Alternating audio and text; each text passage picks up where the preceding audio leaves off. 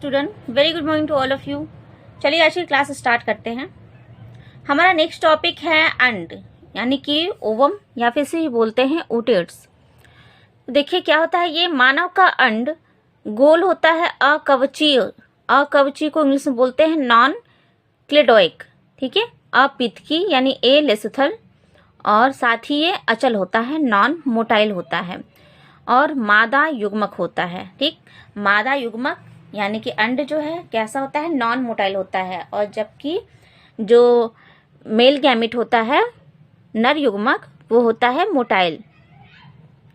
कोशिका द्रव में एक बड़ा केंद्रक एवं अन्य कोशिकांग होते हैं। प्रत्येक अंड में एक जंतु ध्रुव यानी कि जिसे बोलते हैं एनिमल पोल, और एक वर्धी ध्रुव जिसे बोलते हैं वेजाइटल पोल, ठीक है। तो प्रत्येक अंड में एक एनिमल पोल होता है और साथ ही एक वेजाइटल पोल होता है।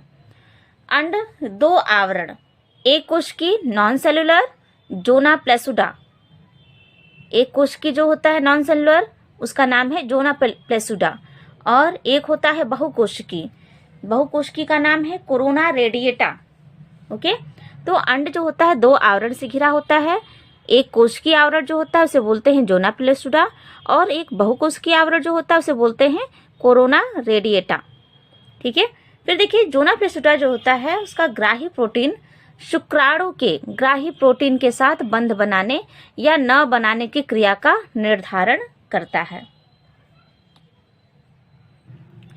फिगर में देखिए एक अंड यानी कि ओवम का चित्र दिख रहा होगा आपको। अंड में देखिए न्यूक्लियस की संरचना दिखाई दे रही है ना। साइटोप्लाज्म है, ओप्लाज्म है, दिख रहा है। साथ ही इधर देखिए फर्स्ट पोलर बॉडी है, ओके।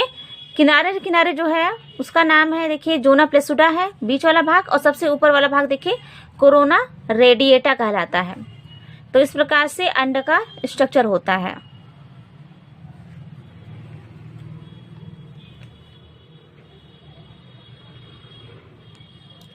स्ट्रक्चर बहुत ध्यान से देखेंगे, उसे बनाने का प्रयास करेंगे, ओके।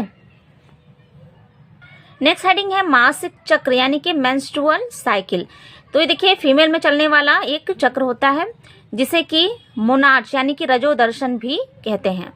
प्रत्येक मेंस्ट्रुअल साइकिल आर्तव चक्र यानी कि मेंस्ट्रुअल साइकिल, ओके।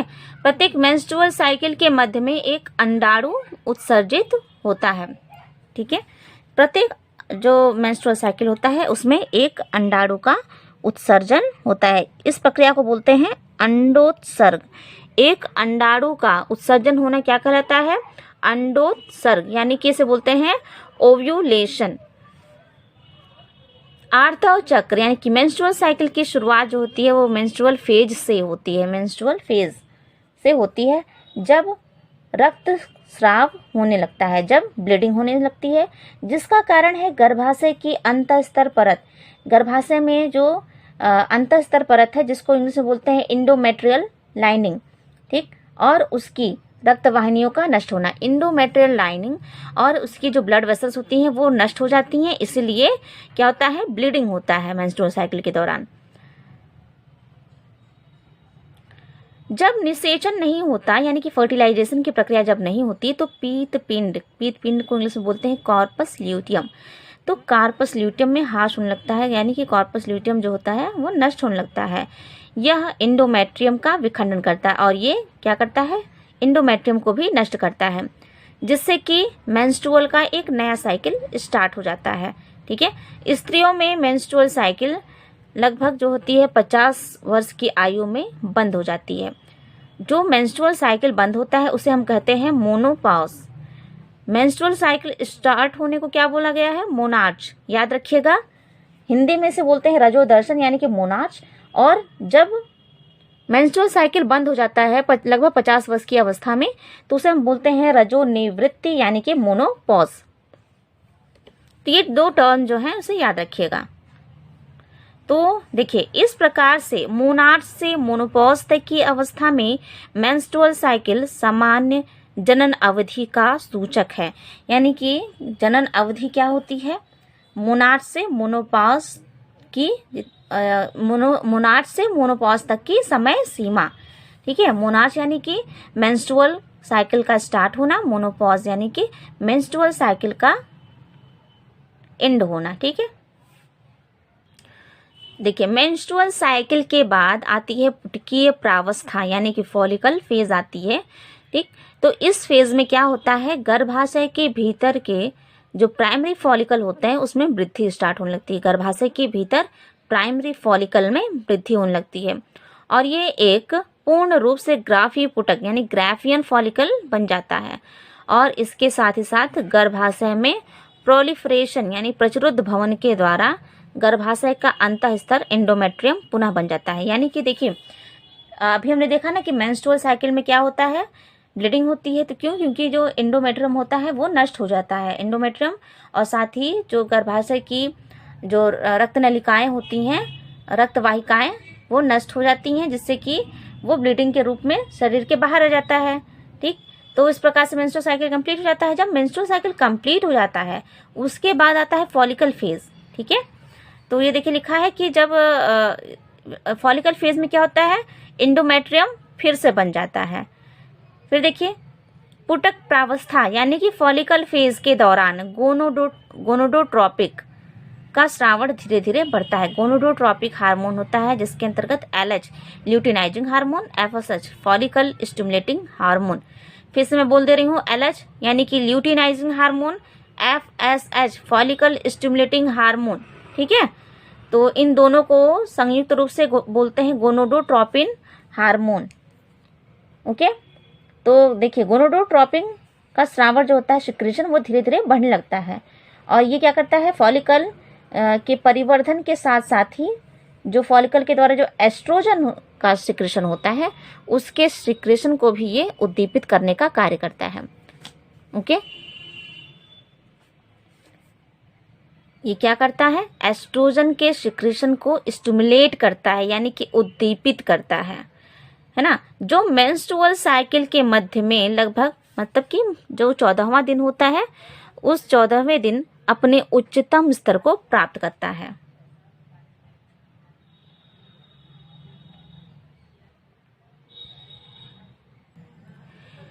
यह होता है, ये ग्राफी पुटक यानी कि ग्राफियन फॉलिकल्स को फटने के लिए प्रेरित करता है, जिसके कारण अंडाणु मोचित हो जाता है। मोचित होना यानी कि रिलीज हो जाता है अंडाणु।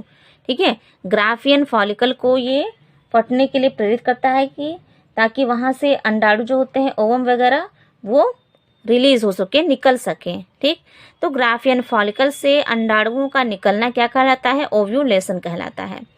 फिर देखिए ओव्यूलेशन की प्रक्रिया, जब अंडाणु जब रिलीज हो जाता है फिर क्या होता है, ओव्यूलेशन के पश्चात ल्यूटियल फेज आता है, जिसके दौरान क्या होता है, ग्राफी पुटक का, ग्राफियन फॉलिकल का जो शेष बचा हुआ भाग होता है वो क्या करता है, कॉर्पस ल्यूटियम का रूप धारण कर लेता है, वो कॉर्पस ल्यूटियम का भाग बना देता है।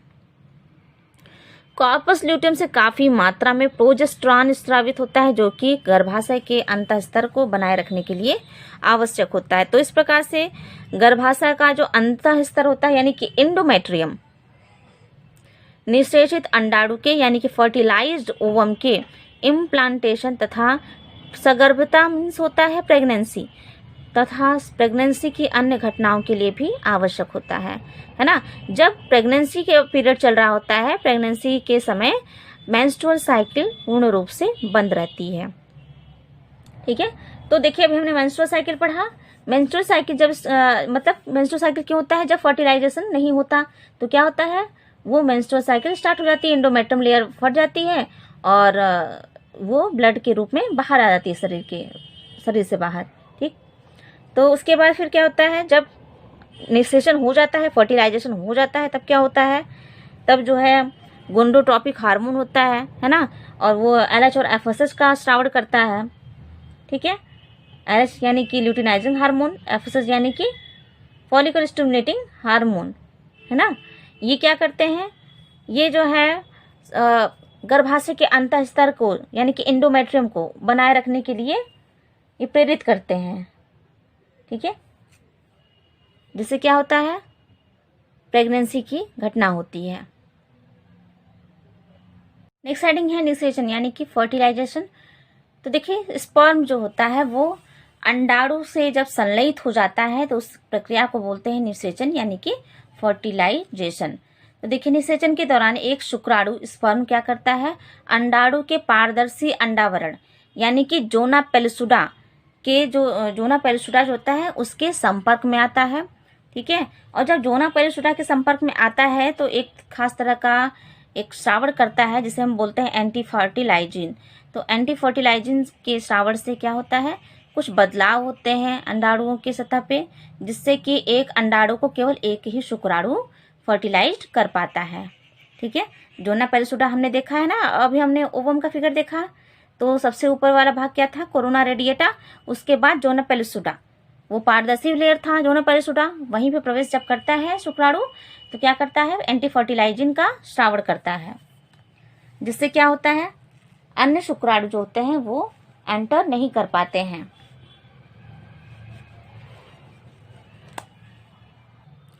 यहाँ फिगर में ध्यान दीजिए बेटा, जैसे कि मान लीजिए ये अंडाणु है, सबसे ऊपरी भाग क्या होता है, कोरोना रेडिएटा, उसके नीचे जो है पारदर्शी भाग क्या होता है, जोना पेलुसिडा। जोना पेलुसिडा में जब कोई स्पर्म एंटर करता है, ठीक है, स्पर्म जब एंटर करता है तो ये पूरा अंडाणु में एंटर कर जाता है और एंटी फर्टिलाइजिन का सिक्रेशन करता है। ठीक है, तो इससे क्या होता है कि अन्य जो शुक्राणु होते हैं वो अंडाणु को निषेचित नहीं कर पाते, तो इसलिए एक अंड को केवल एक ही शुक्राणु फर्टिलाइज कर सकता है। फिर देखिए, एक्रोसोम का स्रावण शुक्राणु की पारदर्शी अंडावरण के माध्यम से अंडाणु के साइटोप्लाज्म तथा प्लाज्मा भित्ति में प्रवेश करने में मदद करता है। जो शुक्राणु होता है, शुक्राणु का एक्रोसोम ऊपर वाला भाग जो होता है वो क्या करता है, पारदर्शी अंडावरण यानी कि जोना पेलुसिडा की बात कर रहा है यहाँ पे, जोना पेलुसिडा के माध्यम से अंडाणु के साइटोप्लाज्म में अंदर एंटर कर जाता है, साइटोप्लाज्म तक चला जाता है और प्लाज्मा भित्ति में जब प्रवेश करता है, और हाँ ये देखिए प्लाज्मा भित्ति में प्रवेश करने में मदद करने का काम करता है, कौन करता है, एक्रोसोम। क्यों करता है, इसका भी कोई रीजन है, क्योंकि इसके सिक्रेशन में यानी कि स्राव में अंडाणु के कोरोना रेडिएटा को गलाने वाला एंजाइम पाया जाता है। ठीक, ओवम का, अंडाणु का सबसे ऊपरी भाग क्या होता है, कोरोना रेडिएटा, उसके बाद जोना पेलुसिडा। ठीक, तो एक्रोसोम में क्या होता है, एक खास तरह का श्राव होता है, किसको गलाता है, ये कोरोना रेडिएटा को। उसका नाम क्या है, एंजाइम का नाम है corona penetrating enzyme, corona penetrating enzyme. ठीक है, जोना पेलुसिडा पर असर डालने वाला एंजाइम है जोना लाइसिन। जोना पेलुसिडा पर कौन सा असर डालता है एंजाइम, जोना लाइसिन। इसके अलावा हाइलुरोनिडेज एंजाइम होते हैं। ठीक है, जोना पेलुसिडा पे असर कौन सा डालता है एंजाइम, जोना लाइसिन, और साथ ही हाइलुरोनिडेज। यह द्वितीय अंडक के अर्धसूत्री विभाजन को भी प्रेरित करने का कार्य करता है। दूसरा अर्धसूत्री विभाजन भी असमान ही होता है और इसके फलस्वरूप सेकेंड पोलर बॉडी की रचना हो जाती है और एक अगुणित अंडाणु यानी कि हैप्लॉइड ओवम या फिर ओटिड्स, यहाँ टी होगा, ओटिड्स बनता है। शीघ्र ही शुक्राणु यानी कि स्पर्म का अंडाणु के अगुणित केंद्रक यानी कि हैप्लॉइड न्यूक्लियस ऑफ ओवम के साथ संलयन हो जाता है, जिससे कि द्विगुणित युग्मनज डिप्लॉयड जायगोट की रचना हो जाती है। चलिए नेक्स्ट हम हेड में देख लेते हैं निषेचन का महत्व, सिग्निफिकेशन ऑफ फर्टिलाइजेशन। तो ये क्या काम क्या है, इसका क्या लाभ है, यह द्वितीयक अंड कोशिका को द्वितीय परिपक्व विभाजन के लिए उद्दीपित करने का काम करता है, स्टिमुलेट करता है, जिससे क्या होता है, अगुणित अंडाणु हैप्लॉइड अंडाणु वो सेकेंडरी पोलर बॉडी बनते हैं। द्वितीय ध्रुवी काय को इंग्लिश में बोलते हैं सेकेंडरी पोलर बॉडी। दूसरा है इसका कि यह युग्मनज में द्विगुणिता बनाए रखता है। ठीक है, यानी कि द्विगुणित होगा तभी तो 46 गुणसूत्र होंगे, है ना, तो युग्मनज में ये द्विगुणिता को बनाए रखने में हेल्प करता है। निषेचन झिल्ली फर्टिलाइजेशन मेम्ब्रेन पॉलीस्पर्मी को ये रोकने का कार्य करता है। फिर है नेक्स्ट देखिए, माइटोकॉन्ड्रिया की उपलब्धता अधिक होने से उपापचयी क्रियाएं भी बढ़ जाती हैं। स्पर्म के अंदर सेक्स क्रोमोसोम क्या होते हैं, एक्स होते हैं या फिर वाई होते हैं। अतः लिंग निर्धारण में भी मदद मिलती है। फर्टिलाइजेशन के कारण वाइटेलाइन झिल्ली अंडे से अलग हो जाती है। फर्टिलाइजेशन जब होता है तो वाइटेलाइन जो मेम्ब्रेन होता है वो एग से अलग हो जाती है।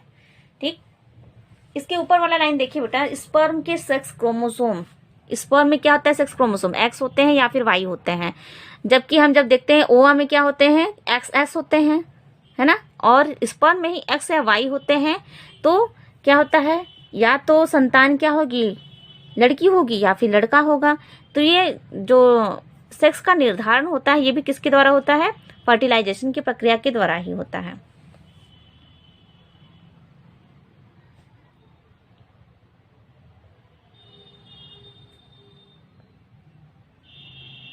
नेक्स्ट हेडिंग है भ्रूणीय परिवर्तन, एम्ब्रियोनिक डेवलपमेंट।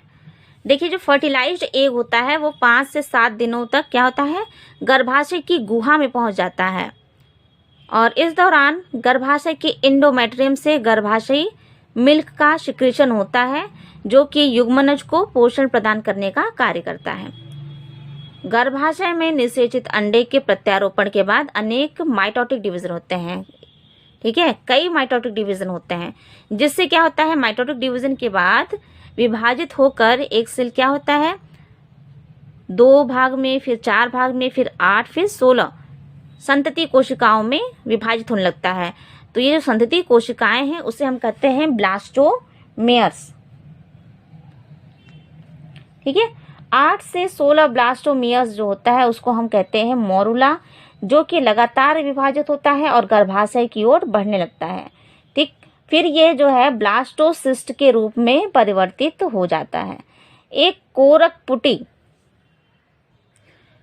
पुटी यानी कि ब्लास्टोसिस्ट में कोरक खंड बाहरी परत में व्यवस्थित हो जाता है, जिसे हम बोलते हैं ट्रोफोप्लास्ट, यानी कि हिंदी में बोलते हैं उसे पोष कोरक।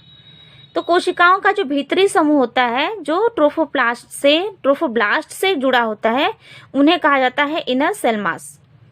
अब जो होता है ट्रोफोब्लास्ट का जो स्तर होता है वो गर्भाशयी अंत स्तर से संलग्न हो जाता है, और संलग्न होने के बाद गर्भाशयी कोशिकाएं तेजी से डिवाइड होने लगती हैं, है ना, और ब्लास्टोसिस्ट को कवर कर लेती हैं तथा गर्भाशय में एम्बेडेड हो जाती है। एम्बेडेड मतलब कि धंसने लगती हैं।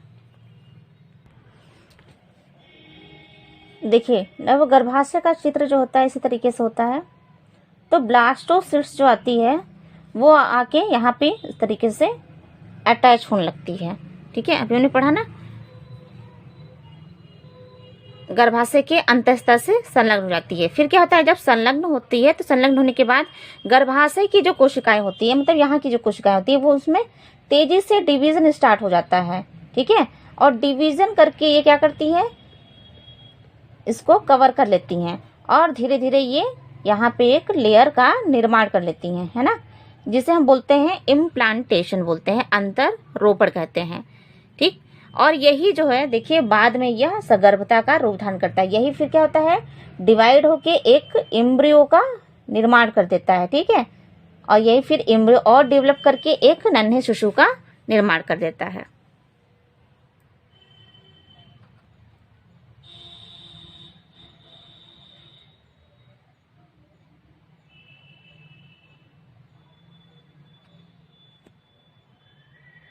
नेक्स्ट हेडिंग है मनुष्य के युग्मनज में विदलन, क्लीवेज इन ह्यूमन जाइगोट, विदलन अथवा विखंडन अथवा मोरुला का निर्माण।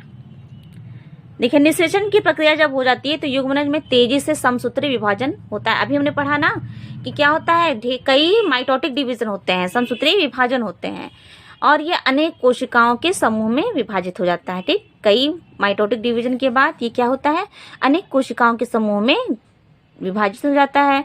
लेकिन ये विभाजित तो होता है लेकिन इनके आकार में परिवर्तन नहीं होता है, जिसे हम कहते हैं क्लीवेज, यानी कि विभाजित होना परंतु आकार में परिवर्तित नहीं होना, उसे हम कहते हैं क्लीवेज। क्लीवेज के द्वारा बनी कोशिकाएं ब्लास्टोमियर्स कहलाती हैं। मानव में पूर्ण भंजी विदलन होता है, यानी कि होलोब्लास्टिक क्लीवेज पाया जाता है। बहुत ही इंपॉर्टेंट लाइन है, आप इसे याद रखेंगे, बहुत ही इंपॉर्टेंट लाइन, होलोब्लास्टिक क्लीवेज। ठीक है। मनुष्य में किस प्रकार का क्लीवेज होता है? होलोब्लास्टिक क्लीवेज, पूर्णभंजी विदलन। तो पहला जो विदलन होता है, पहला जो क्लीवेज होता है, उसमें क्या होता है कि युग्मनज मध्य अक्ष से पूर्ण रूप से 2 ब्लास्टोमियर्स में बढ़ जाता है। ठीक, जैसे मान लीजिए ये है युग्मनज है, क्या होता है मध्य अक्ष, यानी कि यहाँ से ये 2 भागों में विभाजित हो गया, है ना। और ये जो पहला विभाजन होता है ये कब होता है? ये जब निषेचन होता है, निषेचन के 3 घंटे बाद होता है। ध्यान से सुनिए मैं क्या कह रही हूँ। पहला विदलन जो होता है, फर्स्ट क्लीवेज जो होता है, 3 घंटे बाद होता है। फर्टिलाइजेशन की प्रक्रिया जब होती है उसके 3 घंटे बाद होता है पहला विभाजन होता है, ठीक है।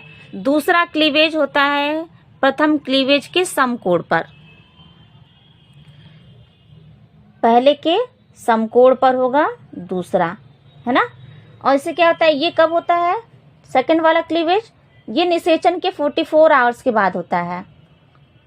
याद रखिएगा, दूसरा क्लीवेज कब होता है? निषेचन के 44 घंटे पर होता है।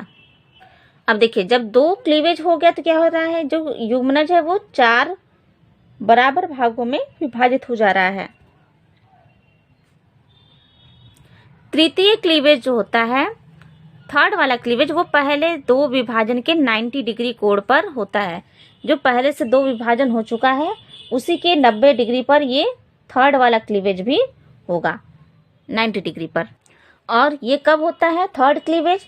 ये होता है बेटा निषेचन के 3 दिन बाद, ठीक है, तीसरे दिन पर।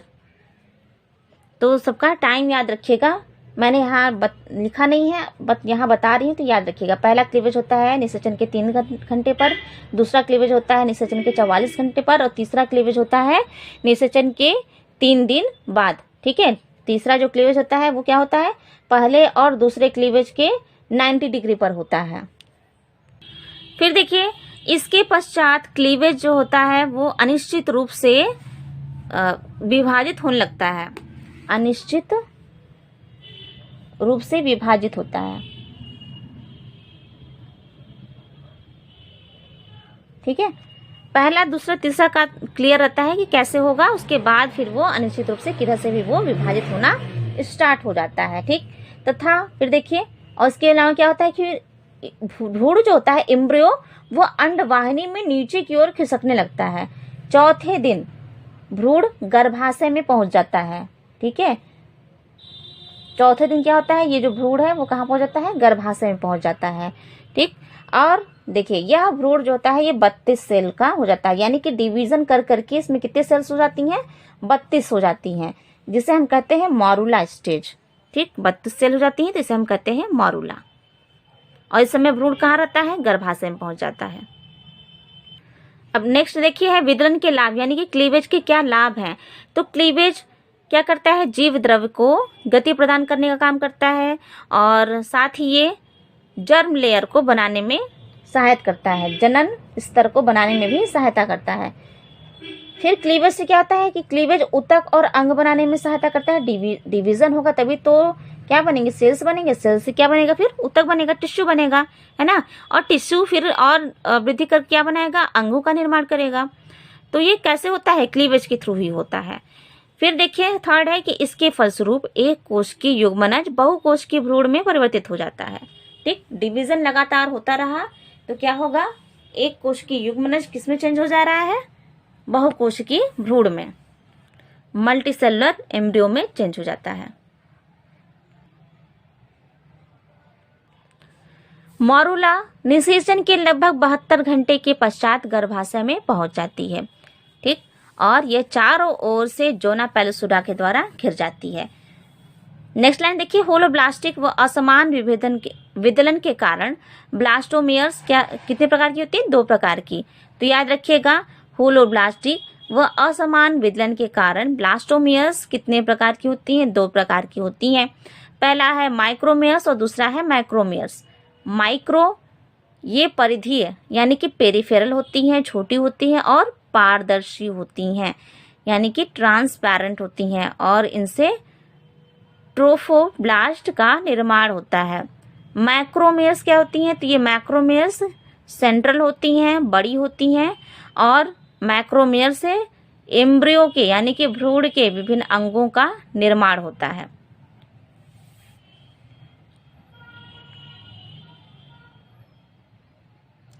नेक्स्ट हेडिंग देख लीजिए, ब्लास्टुला।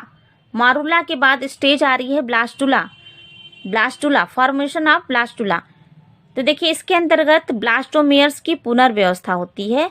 कोशिकाओं की बाह्य सतह जो होती है वो चपटी होकर ट्रोफोब्लास्ट या फिर ट्रोफोएक्टोडर्म का निर्माण करती है, जो गर्भाशय की एंडोमेट्रियल ग्रंथियों से स्रावित पोषक पदार्थों को ग्रहण करती है। ट्रोफोब्लास्ट क्या करती है? गर्भाशय की एंडोमेट्रियल ग्रंथियों से, एंडोमेट्रियल ग्लैंड से जितने भी पोषक पदार्थ सिक्रीट होते हैं उनको ग्रहण करने का कार्य करती है। ठीक है।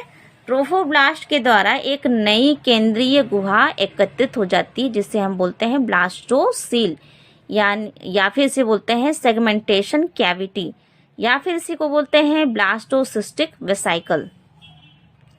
ब्लास्टोसिल में पोषक द्रव्य की जब मात्रा बढ़ जाती है तो मॉरुला का आकार बढ़ने लगता है ना। अभी जब हम मॉरुला पढ़ रहे थे तो हमने देखा था कि मॉरुला में क्या होता है, सेल डिवीजन हो रहा था, सेल लगातार तेजी से विभाजित हो रही थी, लेकिन सेल विभाजित हो रही थी तो उसका आकार नहीं बढ़ रहा था।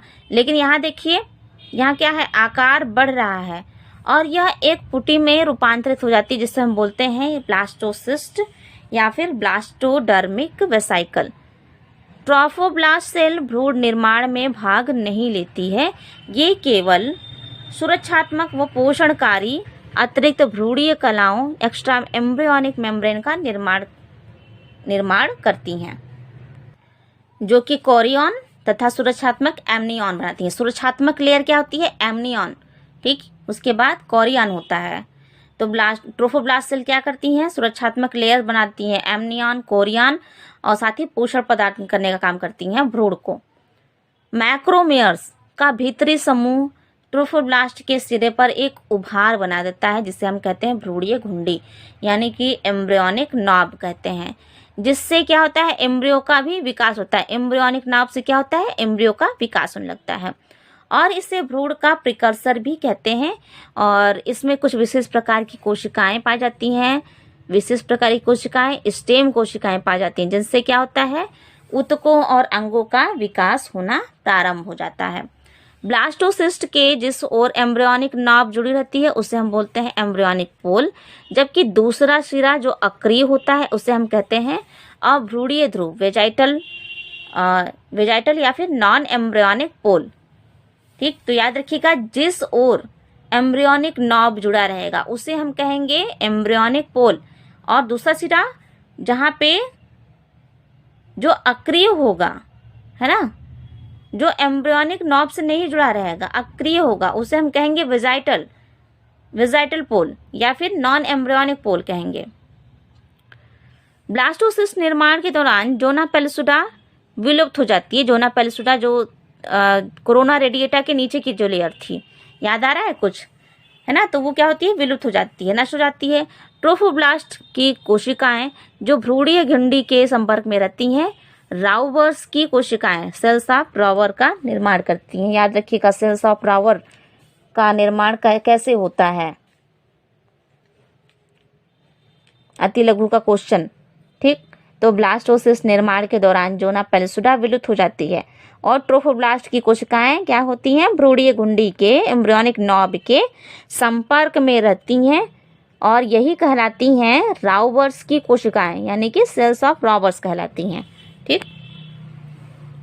चलिए नेक्स्ट है, महत्व देख लेते हैं ब्लास्टुला का। तो ब्लास्टुला में एकत्रित द्रव के कारण इसका आकार बढ़ जाता है और यह पीतक रहित भ्रूण के लिए माता के गर्भाशय से अधिक पोषण ग्रहण कर सकता है ना। और इसमें आदि पूर्वजों के भ्रूण में पीतक के रूप। तो ब्लास्टुला के बाद अब नेक्स्ट स्टेज है गैस्ट्रुला। ठीक है, देखिए सबसे पहला हमने देखा था एम्ब्रियोनिक डेवलपमेंट में सबसे पहला स्टेज था मॉरुला का निर्माण, फॉर्मेशन ऑफ मॉरुला। उसके बाद मॉरुला के बाद ब्लास्टुला, फिर थर्ड स्टेज आती है गैस्ट्रुला। तो ये सीक्वेंस भी याद रखिएगा, सबसे पहला क्या होता है मॉरुला, फिर ब्लास्टुला, फिर गैस्ट्रुला। गैस्ट्रुला क्या होता है? ब्लास्टोसिस्ट का 3 प्राथमिक जनन स्तरों में परिवर्तित हो जाना ही कहलाता है गैस्ट्रुलेशन यानी कि गैस्ट्रुला। और इस प्रकार की बनी संरचना को कहते हैं गैस्ट्रुला। तो यह प्रक्रिया कब होती है? प्रत्यारोपण के इम्प्लांटेशन के तुरंत ही बाद प्रारंभ हो जाती है। इस दौरान क्या होता है? जो भ्रूणी घुंडी होती है उसकी कोशिकाएं एक छोटे पिंड के रूप में अपने पूर्व निर्धारित अंतिम स्थान पर पहुंच जाती हैं और वहीं से भावी अंगों का निर्माण स्टार्ट हो जाता है। ठीक, तो कोशिकाओं की ये गतियां जो होती हैं वो एक दूसरे पर निर्भर करती हैं और इन्हें संरचना विकास गतिक्रम कहते हैं। इन गतियों के कारण खोखली गोलाकार ब्लास्टुला 3 जनन स्तरों युक्त जटिल गैस्ट्रुला में परिवर्तित हो जाती है। ब्लास्टुला स्टेज कैसी थी? खोखली है। और गैस्ट्रुला क्या होती है? वो 3 जनन स्तर होते हैं इसमें। ठीक, और ये जनन स्तर कौन से हैं? पहला है एक्टोडर्म, दूसरा है एंडोडर्म, पहला है एक्टोडर्म, दूसरा है मीजोडर्म और थर्ड है एंडोडर्म। ठीक, तो ये 3 जनन स्तर में ये परिवर्तित हो जाती हैं। यहाँ देखिए फिगर में बेटा एम्ब्रियोनिक डेवलपमेंट का फिगर दिया हुआ है आपके बुक में। पहला देखिए जाइगोट है ना? सबसे पहला फिगर आप यहाँ देख रहे हैं जाइगोट। जाइगोट में क्या हो रहा है? डिवीजन स्टार्ट होगा, माइटोटिक डिवीजन होगा ना।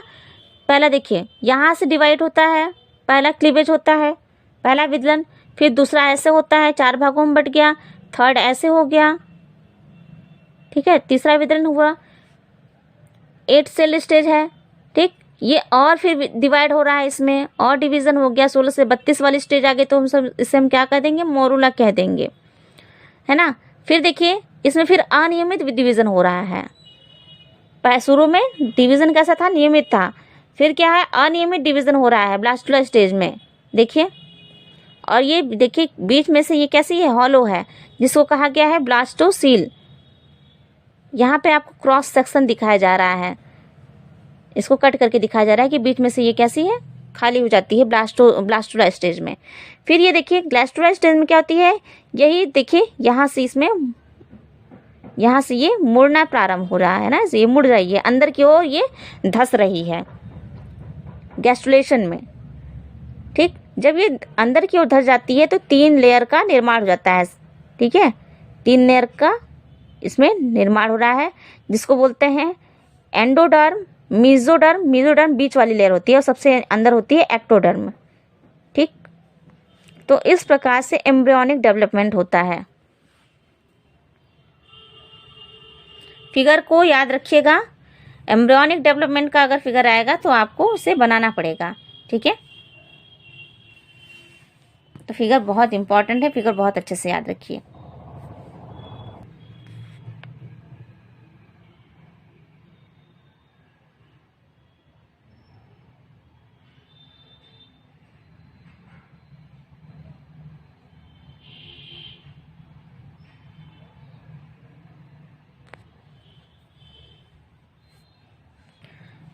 नेक्स्ट हेडिंग है देखिए गैस्ट्रुला के एंडोडर्म, एक्टोडर्म तथा मीजोडर्म से बनने वाली प्रमुख रचनाएं क्या क्या हैं। तो सबसे जो एक्टोडर्म वाले जो स्तर है, जनन स्तर, उससे देखिए क्या बनता है? एपिडर्मिस ग्रंथियां, बाल, लेंस, रेटिना, अंतःकर्ण, अग्र आंत, पश्च आंत, मध्य व पश्च पीयूष ग्रंथि, एड्रिनल मेडुला, पीनियल ग्रंथि और इसके अलावा सीएनएस यानी सेंट्रल नर्वस सिस्टम का निर्माण होता है एक्टोडर्म से। ठीक, तो याद रखिएगा एक्टोडर्म से क्या क्या बनता है? एपिडर्मिस बनता है, एपिडर्मिस ग्लैंड बनती हैं, बाल का निर्माण होता है, लेंस बनती हैं, रेटिना बनती हैं, इसके अलावा अंतःकर्ण जो होते हैं वो बनते हैं, है ना। अग्र आंत, पश्च आंत, मध्य और पश्च पीयूष ग्रंथियां, साथ ही एड्रिनल मेडुला, पीनियल ग्रंथि और साथ ही सेंट्रल नर्वस सिस्टम। ठीक, नेक्स्ट है एंडोडर्म। एंडोडर्म से क्या बनता है? मध्य आंत बनती है। ठीक है, अग्र और पश्च आंत देखिए ध्यान दीजिएगा एक्टोडर्म से बन रही है, मध्य आंत किससे बन रही है? एंडोडर्म से।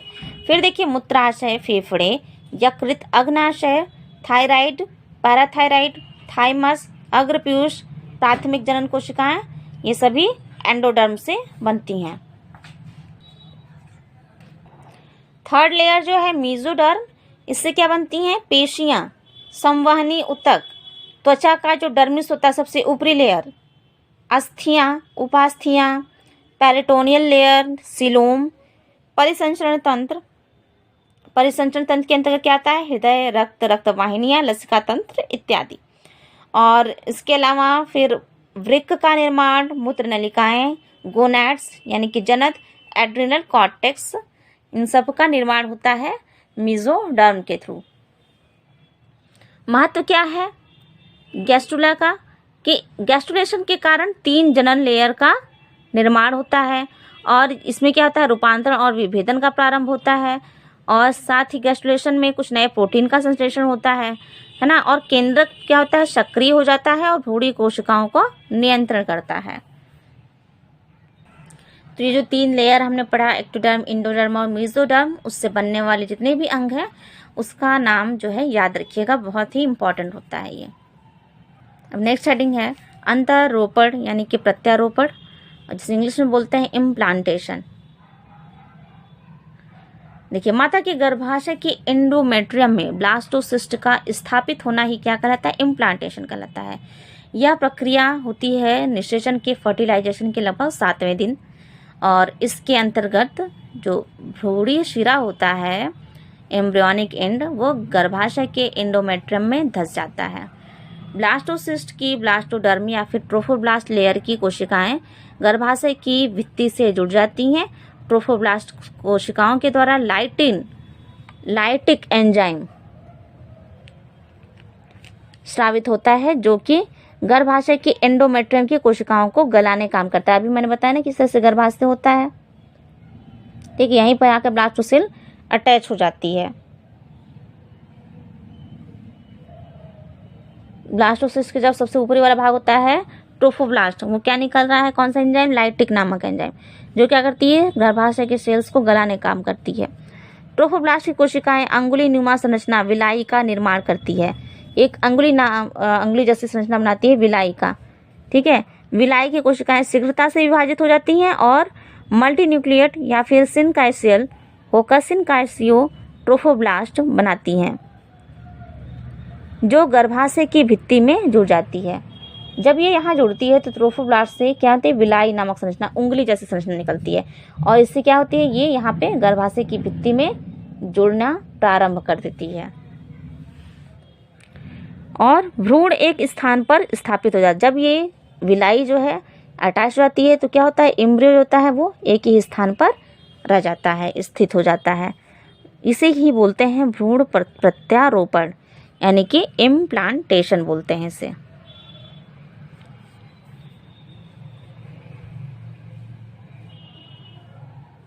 यानी कि ब्लास्टोसिस्ट का एंडोमेट्रियम में अटैच हो जाना क्या कहलाएगा? इम्प्लांटेशन कहलाएगा।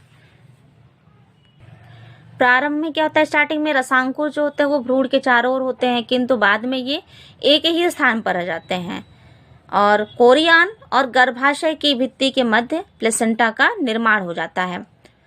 जब इम्प्लांटेशन होता है तो उस दौरान जोना पेलसुडा ब्लास्टोसिस्ट को अनुपयुक्त स्थानों पर प्रत्यारोपित होने से रोकने का काम करता है तथा भ्रूण को, एम्ब्रियो को उपयुक्त स्थान पर पहुंचाने तक ट्रोफोब्लास्ट कोशिकाओं को सुरक्षित रखने का भी कार्य करता है जोना पेलसुडा। तो इस प्रकार से इम्प्लांटेशन की प्रक्रिया होती है गर्भाशय में। अब हम नेक्स्ट पढ़ेंगे, हेडिंग है प्रत्यारोपण का हार्मोन द्वारा नियंत्रण।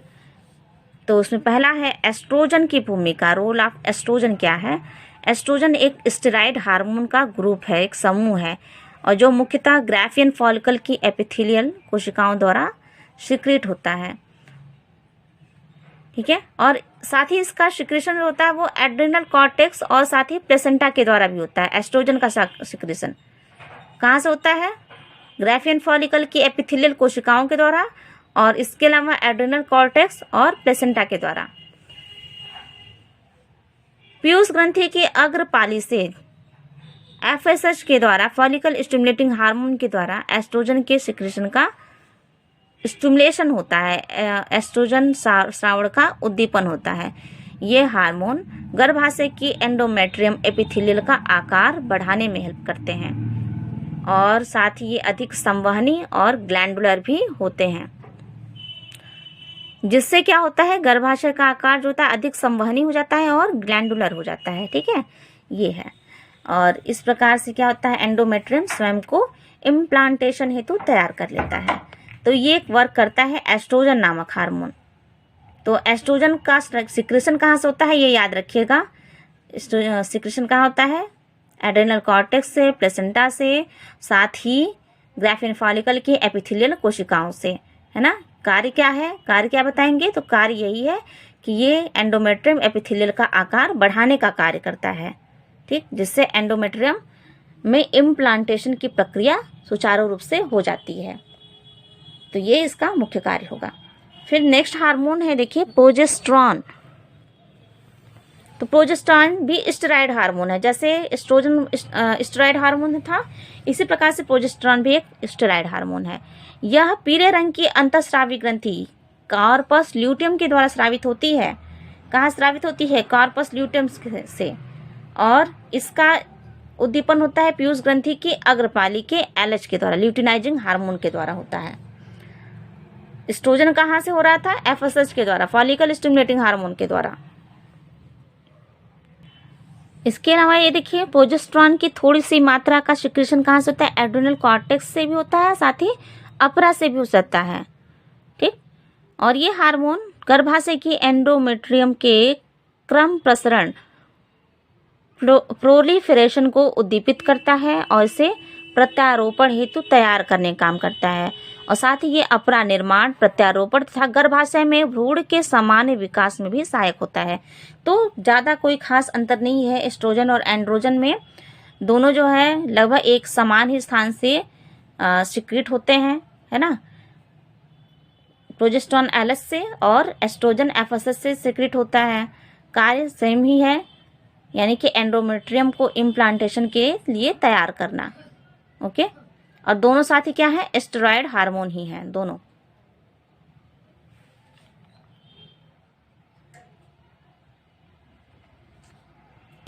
तो आज के लिए इतना ही रहने देते हैं, अगला हम